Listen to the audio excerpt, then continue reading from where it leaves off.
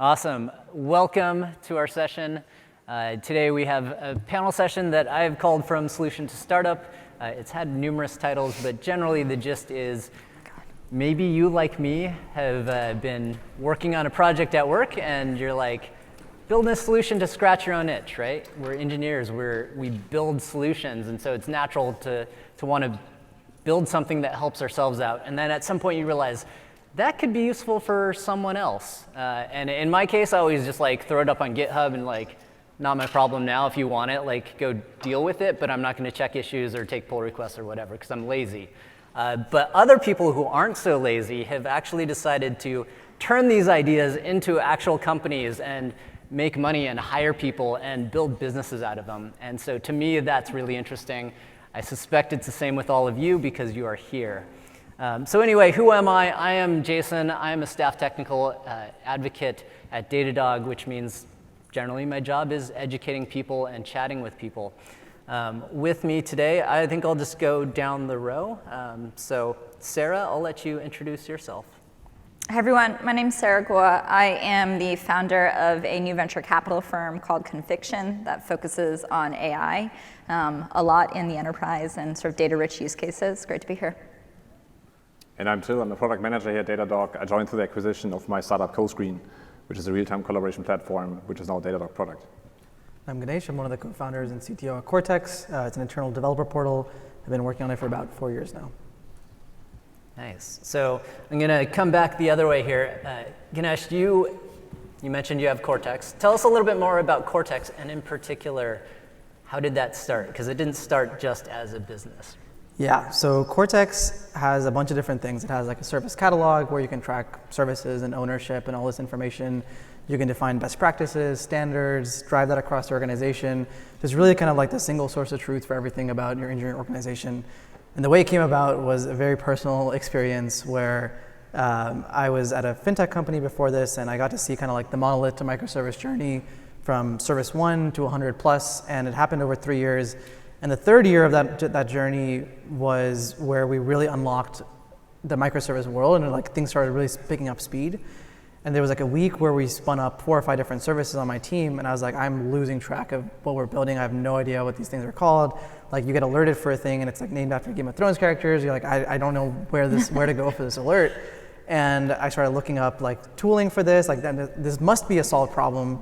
And there was nothing at the time. And my other co-founders were at Uber and Twilio at the time.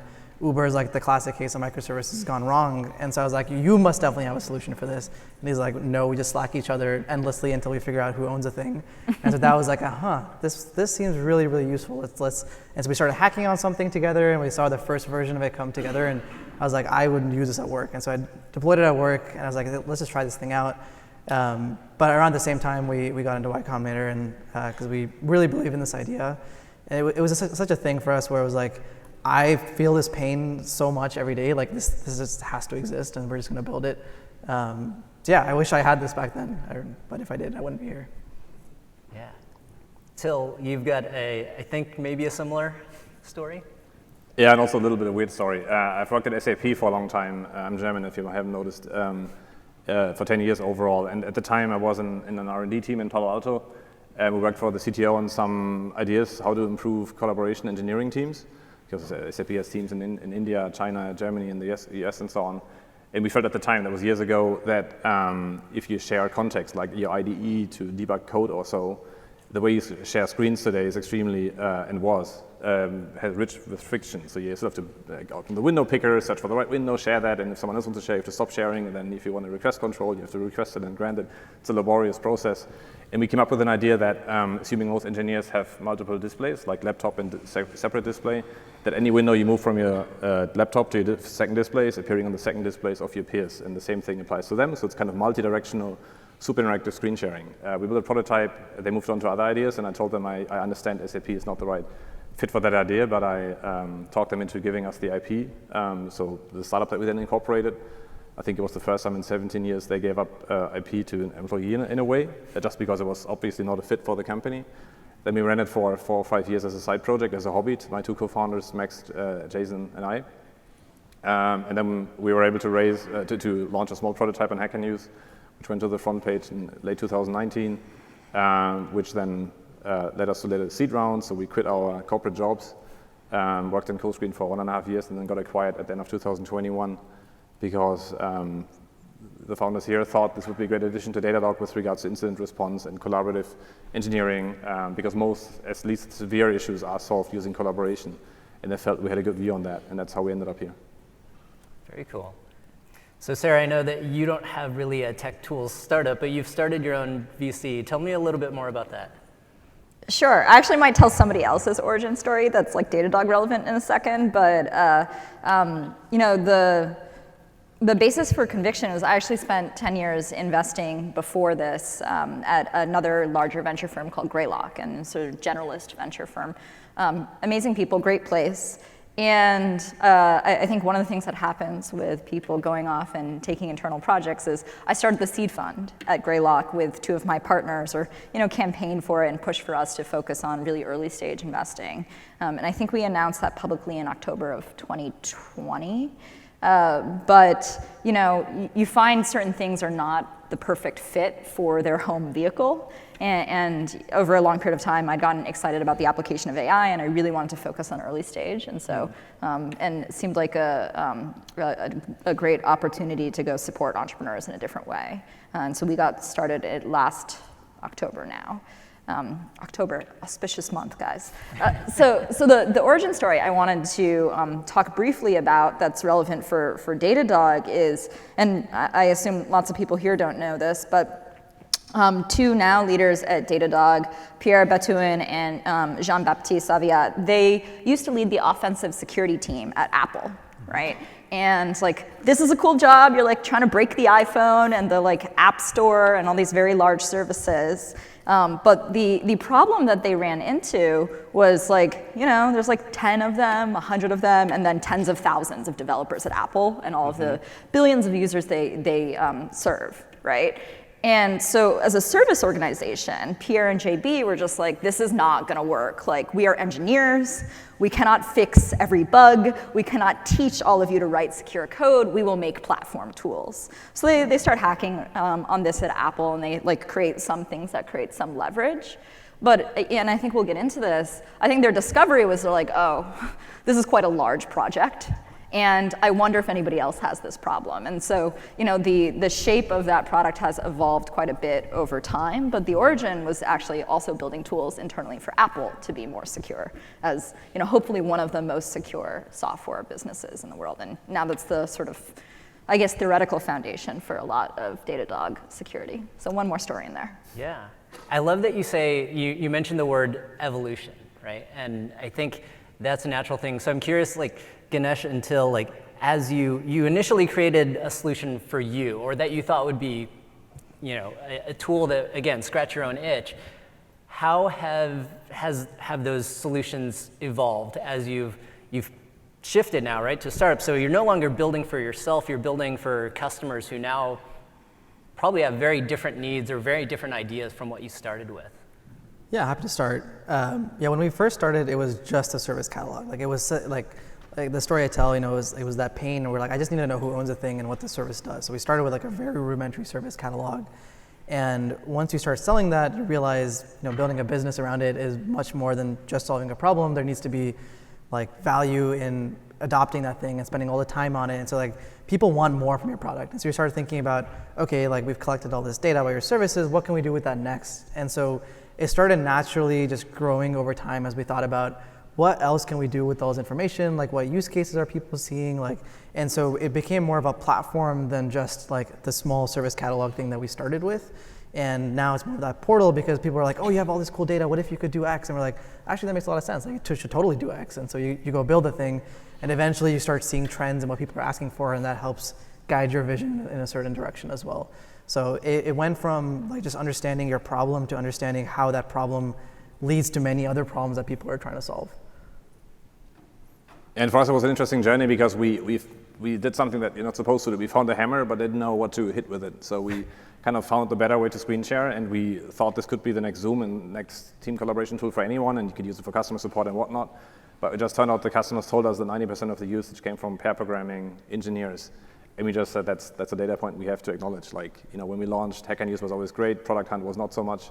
And we did lots of user surveys and understood that many users benefit from that by writing code together.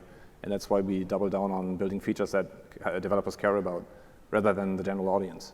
So I think we always had this base conviction about the thing that we built, but then how to customize it and adjust it to the vertical was very much driven by customer research and data. As you talk about customer research and data, I think one of the interesting things is, a lot of folks, again, like myself, you have this idea of like, it'd be kind of cool to have a startup someday. And then reality hits you and you're like, I am never going to be a startup founder. I just don't have it in me. But I'm curious, as you talk about like customer research and data, those things I feel are very valuable, even if you're not a founder, right? If you're an engineer building a tool, that's valuable. So do you have any insights, like what are things that you have done now as a product leader that you think are valuable to feed back into engineers? Like what can people start incorporating now? I mean, every entrepreneur dreams of this Instagram story where you launch an app and the day overnight it has 1 million users and it goes viral in hockey stick. It rarely happens. I think it didn't happen with Datadog either. For a long time, it was a tricky story early on, and so is for most of the other big startups, Figma, Notion, you name it. So it wasn't in our case either. We just had this thing that we thought everyone should use, but they didn't. So that's why it was important for us to look into in our case, the funnel and say, okay, where do folks come from? Do they actually not just use the product, but do we think they understand what the product does? Have they used the pieces that they have to use to understand that they actually get to the value, and then do they stick around? So kind of break down the funnel from awareness, knowing about that CodeScreen exists, to, okay, yes, this is good for this specific thing, I'm going to continue using that. Going down into this funnel is something I haven't seen even many larger enterprise product managers that they do that. They just measure revenue, for example. And especially if you're a company like Datadog, where the revenue grows pretty healthily, that is okay. But in our case, because we went through this hard journey of figuring out product market fit, we really had to splice it up and say, okay, we can't just look at revenue or high-level numbers. We have to really look at where do we lose people and how can we improve every single percentage along the journey. Yeah, that's interesting. Speaking of revenue, though, revenue is an important thing when you're in a startup. Tell me about how you got funding, because that to me is the big black box, right? I mean, I'm an engineer. I know how to build something. I know how to get it out there, I think. But like getting money, like how do you do that? Yeah, sure, happy to start. We just raised our Series B, so done it a couple of times now. And I think the thing that there are a couple of things that matter. Obviously, you need to have a real business. Like if it's not going anywhere, like no one wants to invest. That's the reality of it.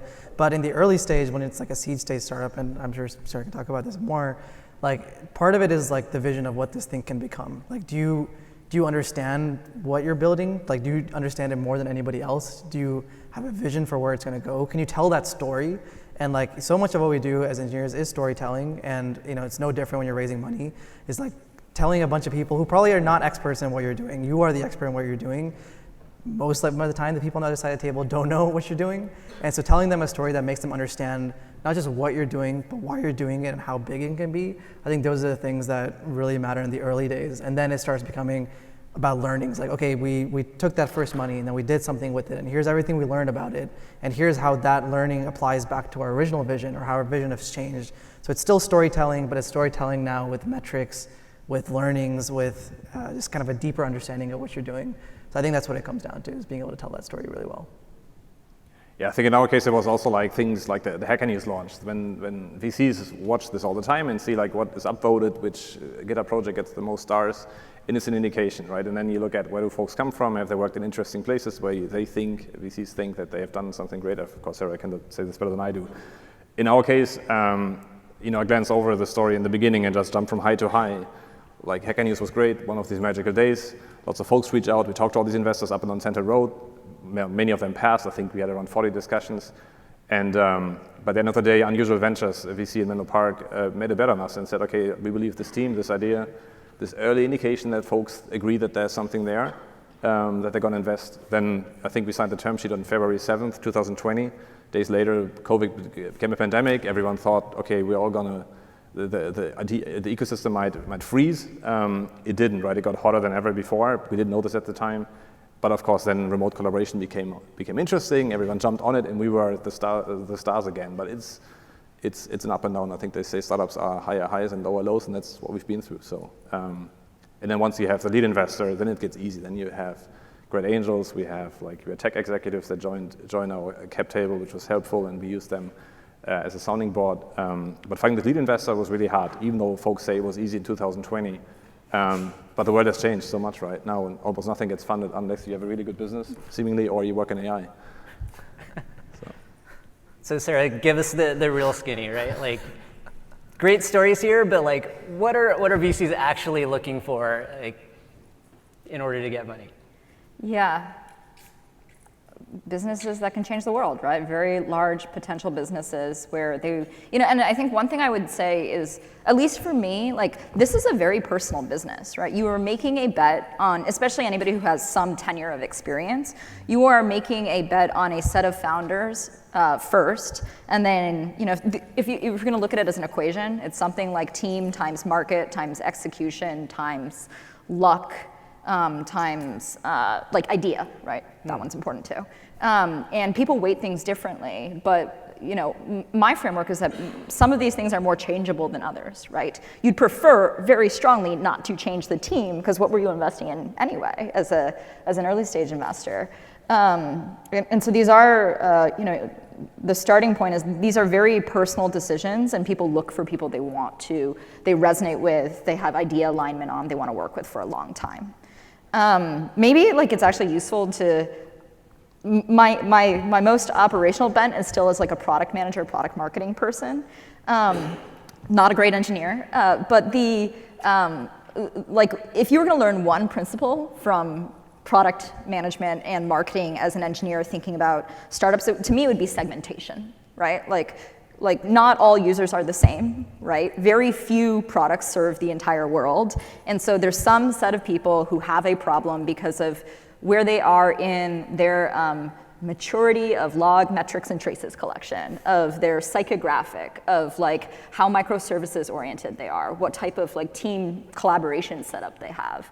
And if you take that, like I think, going back to the data collection perspective, I think it'd be figuring out like who actually wants what you are building versus trying to get everybody to want it, and then like trying to project from there. If you take it to the investing piece, I would do the same exercise of segmentation, right? Like VCs are not all the same, investors are not all the same. Like figure out who does your stage, who is interested in the things that you are interested in. And I think many entrepreneurs very early on, they play a volume game, and like that effort would be much better placed on like a research effort actually, right? And I'd say, I think one of the great things about Silicon Valley is it has a very rich crossover of people who build things and people who invest, right? And so figuring out if there are people who are really early stage investors or founders and operators that are really familiar with the ecosystem to help you navigate that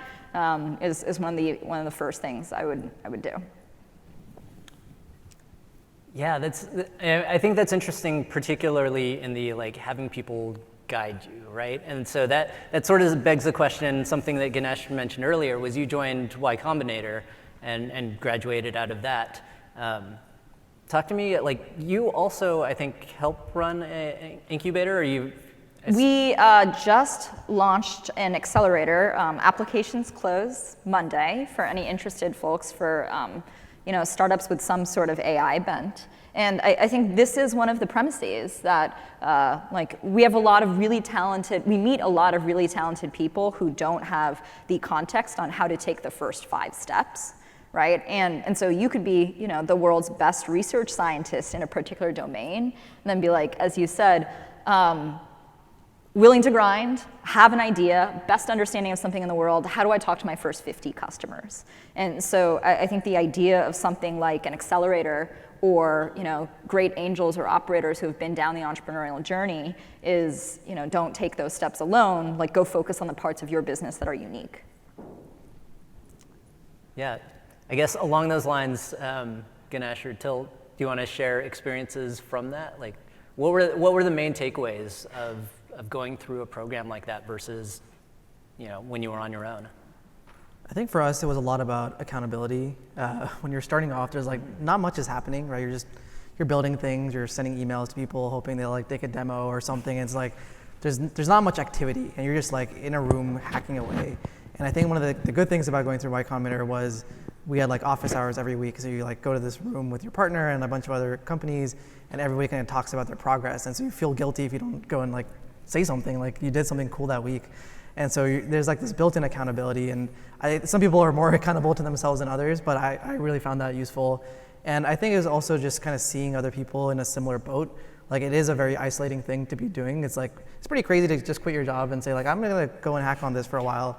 And seeing other people who are also crazy like that, I think it gives you faith that like, hey, we're all trying to do this thing together, and like, there's some meaning we're all getting out of this. And so I think those are the things that I got the most out of going through that experience. And I think also many investors look at that, like, in how far is the team coachable, right? We didn't go through Y Combinator. We did this kind of, we had given equity to SAP because of the story that I just mentioned, so we didn't want to give another stake to someone else. And we were able to raise the seed round without it, so therefore we just did it on our own. But then we built the panel of like angels and mentors that around us that knew stuff about things that we didn't know much about. Like, for example, we are, I think, okay-ish tech people, marketing no idea, sales no idea, design so-so, and we tried to build a team around us and try to listen to them. So I think a big thing is that investors are looking for is, are they learning? So if you meet them again 4 weeks later, have they made progress in a scrappy way? The first thing that I did when I was a corporate product manager, when we had a good idea, is to ask for headcount. And then you part of this 6-month planning thing, and then you build some stuff. You can't do this at a startup, right? You find scrappy ways to figure it out and see if you find data points in a really efficient, pragmatic way. And then you can see if you get funding and hire someone. But the first thing you do is find smart ways to move fast and, again, iterate. And that's what investors want to see, I think, even more today than at that time. Yeah, so you get funding and then you hire people, but that's also a weird thing, right? Because you're hiring people for roles that you have clearly no experience in, other than your scrappiness of like, I don't know marketing, or I'm not a designer, but I can hack something in Photoshop or MS Paint or whatever stupid thing I've got. How do you hire for people that you clearly have really, to be honest, no qualifications interviewing and hiring for? I mean, I think it is tough, like, it's mostly from the network, to be fair. Like, you might have worked with folks, or, we had an angel that is go-to-market expert, and they have a great network of salespeople and so on. We got good support from Unusual Ventures that now many VCs have these supporting structures around you where they have like dedicated recruiters that help you find the right people and so on. So again, you have to find resources that can, fill the gaps that you have. And in our case, that worked out okay. But to be fair, often you hire from your network. You just, remember folks that you've worked with in the past.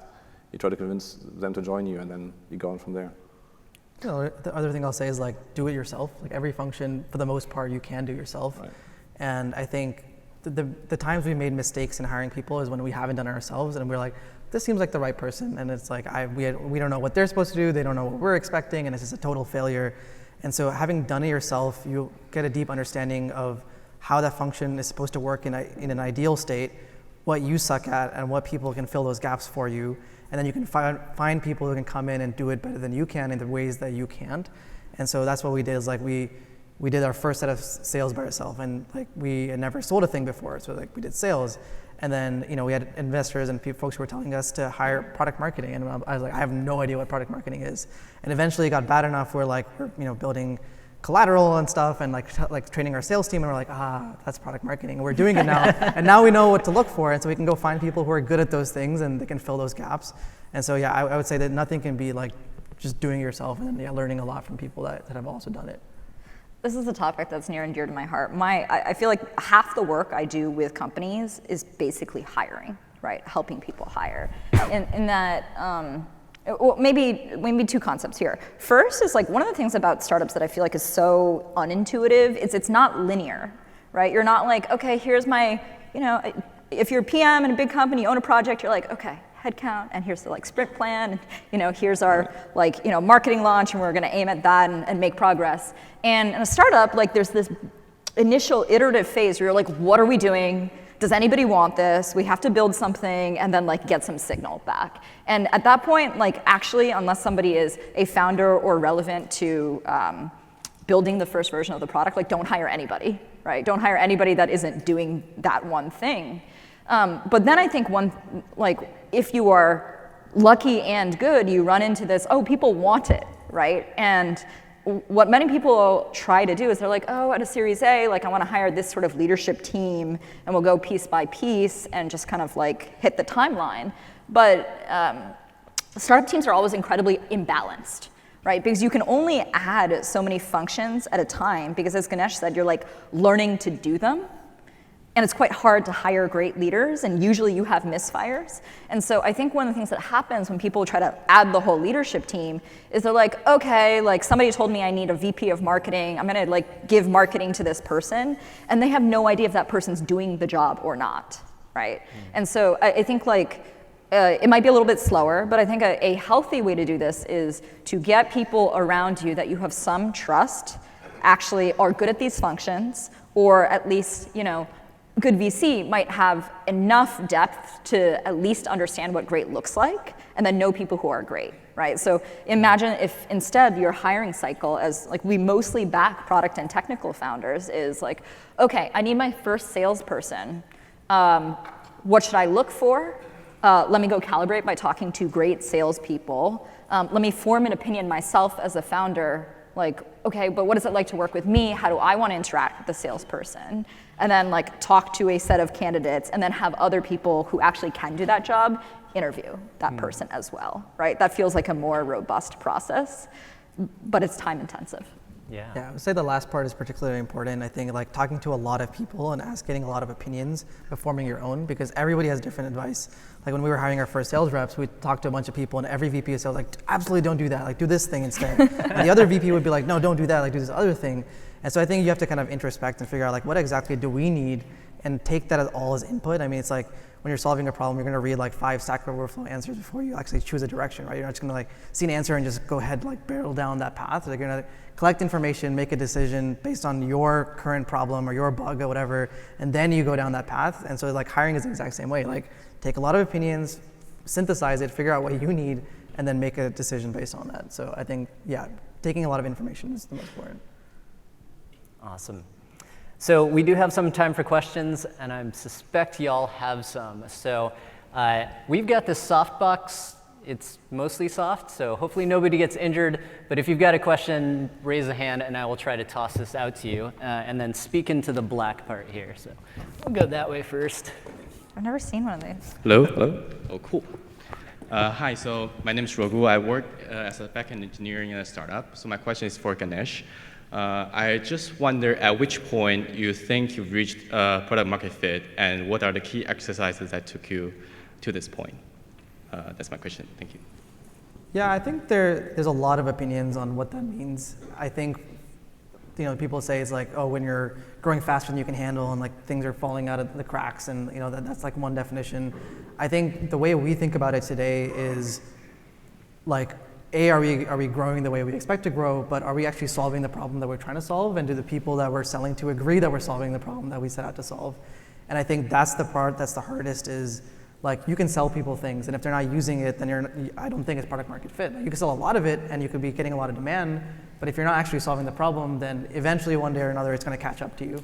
And so I think being very self-aware of, yes, things are growing, yes, things are growing very fast, but yes, we are also solving those problems that we wanted, and our customers agree with that.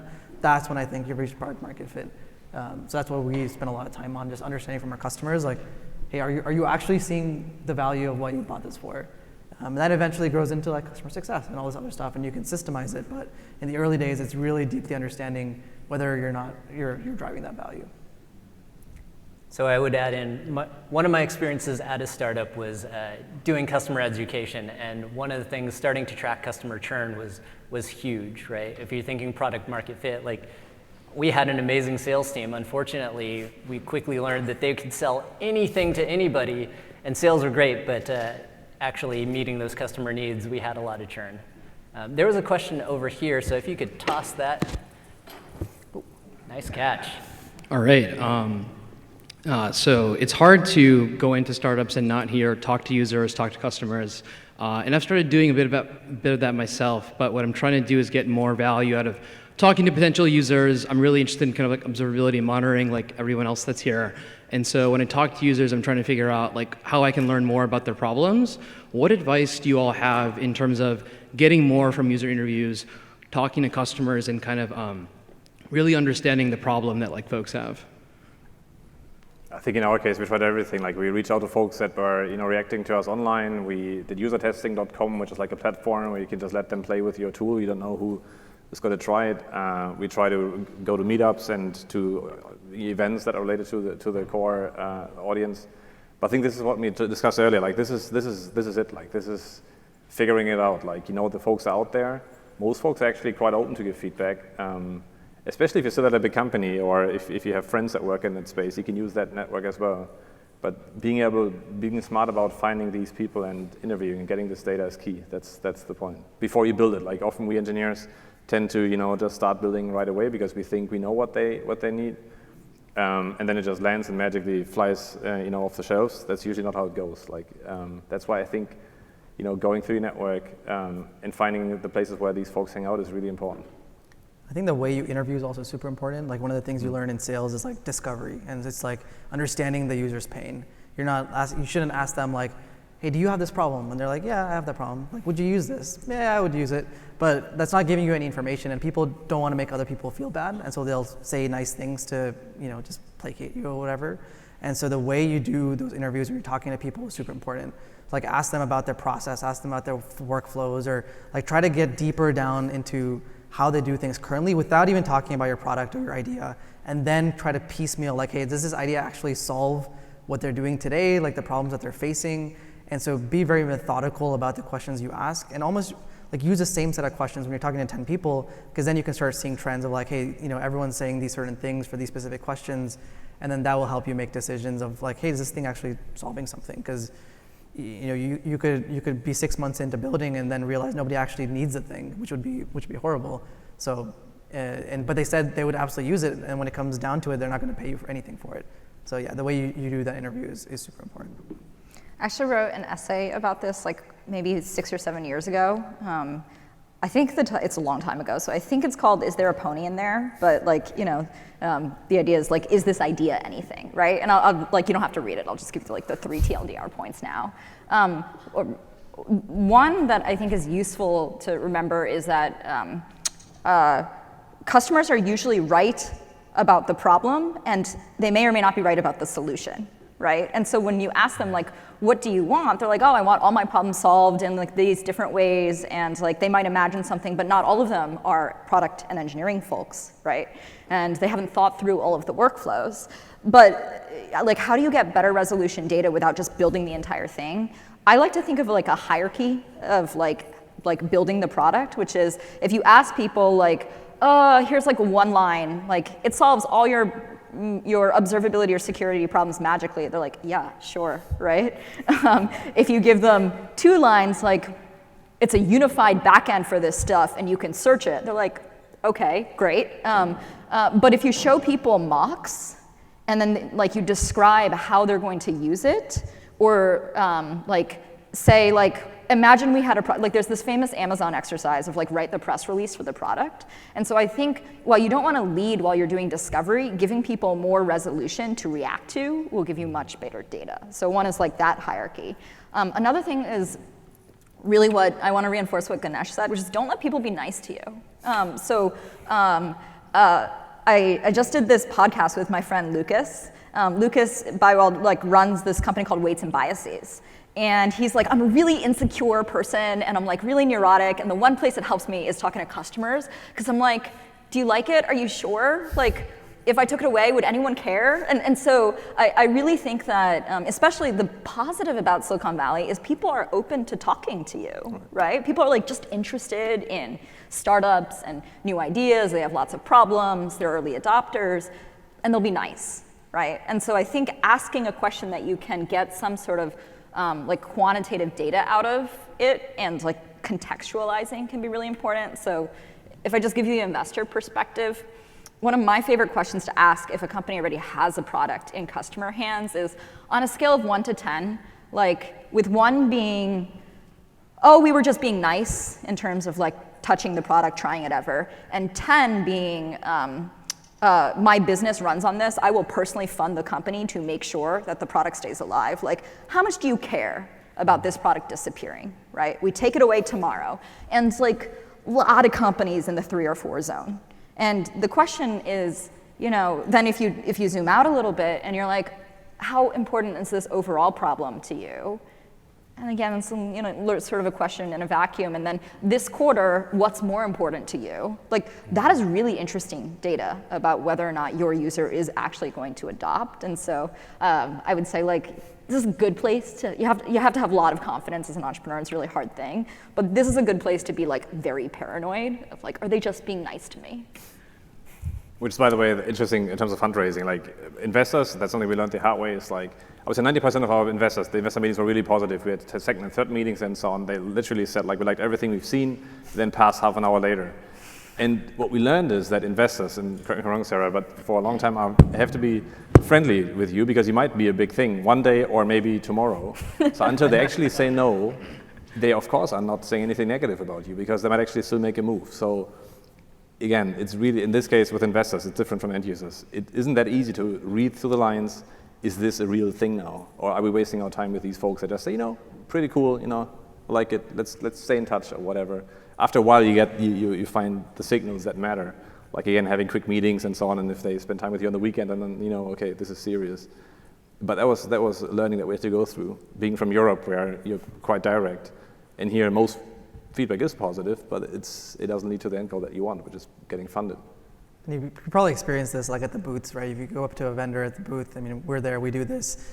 At the end they're like, oh, you want to sign up for a demo right now? And you're like, I don't, maybe. But that's really important, and like it's very uncomfortable to ask somebody that so upfront, and it's something you learn as an entrepreneur. And the reason that's important is because the people that really care, they're like, yeah, can we do it tomorrow? Can we do it next week? And you're like, okay, this person actually cares. They have the problem. It's meaningful to them.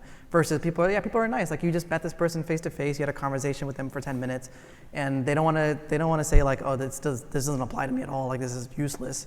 And so like asking those uncomfortable questions can be hard, but it's very, very important. Yeah, maybe if I think about like how somebody would get the highest resolution data from me after a first meeting, it would be like, do you want to meet tomorrow? What is the probability you think you will do this? What are your biggest questions? I never get those questions from entrepreneurs. They're like, what do you think? And I'm like, I think you are an interesting entrepreneur, right?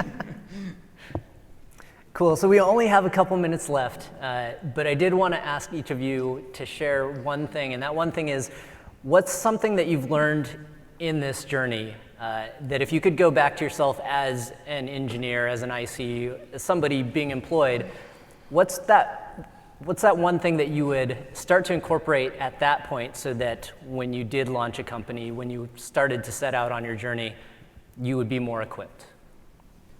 I think it's like everything in the world is sales. It's a weird thing to say, but as an engineer, I never even thought about sales. When I started Cortex, it should have been obvious that we had to sell the thing, but I like went into it just building it because this has to exist, and then you start selling it and you realize like, oh yeah, like sales is like 80% of the job as a founder.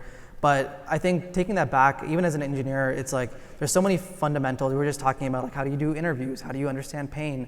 How do you solve those things? How do you make sure people actually care about what you're doing? The same things apply when you're an engineer. Like you maybe run into issues around, different teams are competing, they have different priorities. How do you get resources? Like all the stuff you deal with as an engineer in your day-to-day, that stuff is the same problem set. Right? It's like, hey, why are we trying to solve this? What pain do we have? Why does it matter? Does it matter to you right now? How do we resource this thing? And you can have those conversations in a more structured way. And I think it's just that mentality of like, hey, let's be really honest with each other. Like we're all here to do something, and in sales, it's like selling the thing. But I think having that mindset of like being very structured and rigorous, how you about do these things. Like I wish I had built that skill set even more as an engineer. I think you naturally do that over time as you build more complex products, but it's something I wish I had more of, and it's something I didn't realize until I started Cortex. I think for us, it's like the learning is persistent pays off, right? Persistence pays off. You go through many dark times as a startup, and these owner success stories are rare. I think Datadog for the first year, as I mentioned earlier, struggled to raise funds. I think Olivier talked about this quite openly, because they didn't fit the bill. Like they're from France, come from the East Coast. At the time, West Coast investors found this weird, and no one bet on the company. And here we are, and it's as big as it is. And that's the same applies to most other big companies, like name it Figma, or I think I mentioned Notion. It's in hindsight, it's all obvious. Of course, they hit the right notes and did the right things. At the time, it wasn't that obvious, and the reason they became big companies is because they stuck with this and did the right things, and that pays off not always. Of course, being an entrepreneur and successful entrepreneur is a lot of luck and timing, and that is a dimension of luck. But it only works if you're persistent and stay with it. Sarah, any insight? I think starting a venture firm is a weird thing to do, so I'm trying to figure out what's like useful to people. You know, if you are a leader in an organization, especially a larger organization that has like a bunch of different initiatives going on, with people you're trying to enable, and it's like, I don't know, other people's goals, then like, you have a platform of issues, a portfolio of issues, and it can actually be okay to do many things at once. That's your job, right? I think in a startup, like the organization is gone, and so relentless focus on like what is the critical path. Like the first fund for us has 4 goals. I think about those 4 goals every day, and like everything, like my calendar's a mess right now, but everything I'm doing, I like measure on like, is this hour best spent doing this, or is it best spent working on one of those goals, right? Because all the other stuff doesn't matter anymore. Like, so it's pretty classic advice. Like maybe it should be used more in larger organizations, but I don't know, they kind of need like the bureaucracy to stay alive, right? But in very young companies, like most stuff doesn't matter, right? And it'd be even better if it was one goal, but VC firms are small, so sort of the ruthless focus, I think, is different. Awesome. Well, we are over time now. So thank you all for coming. I know that there are many other questions. So these folks will be around, probably step out into the hallway, and we'll do some hallway track. If you are sticking around, we do have another panel coming up next. Also, if you have feedback, you can use the Dash app. We would love your feedback. That helps us plan for next year. So do leave your feedback and let us know which sessions you enjoy and how you like them. Thanks again.